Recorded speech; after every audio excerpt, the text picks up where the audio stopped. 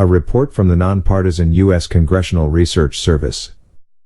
Workers' Compensation, Overview and Issues updated February 18, 2020. Summary. Workers' compensation provides cash and medical benefits to workers who are injured or become ill in the course of their employment and provides cash benefits to the survivors of workers killed on the job. Benefits are provided without regard to fault and are the exclusive remedy for workplace injuries, illnesses, and deaths.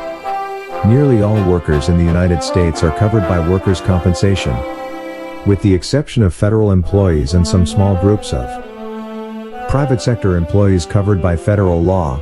Workers' compensation is provided by a network of state programs.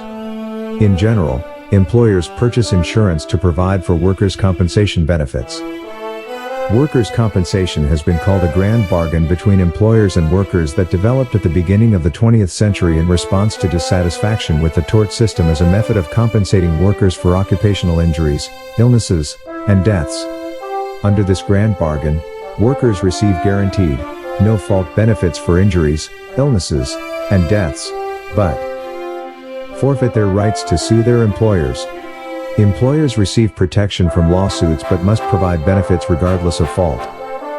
Recently, concerns have been raised over what some allege are cuts to state workers' compensation benefits or policy changes that make it harder for workers to receive benefits. These cuts and policy changes may be shifting some of the costs associated with workplace injuries, illnesses, and deaths away from the employer and to the employee or social programs, such as Social Security Disability Insurance, SSDI, and Medicare. There is no federal requirement for states to have workers' compensation systems and no minimum federal standards for state systems. The decentralized nature of workers' compensation led to unsuccessful calls for minimum state standards in the early 1970s and has caused concerns over benefit equity among the states today. In 2013, Oklahoma joined Texas in making its workers' compensation system non-compulsory.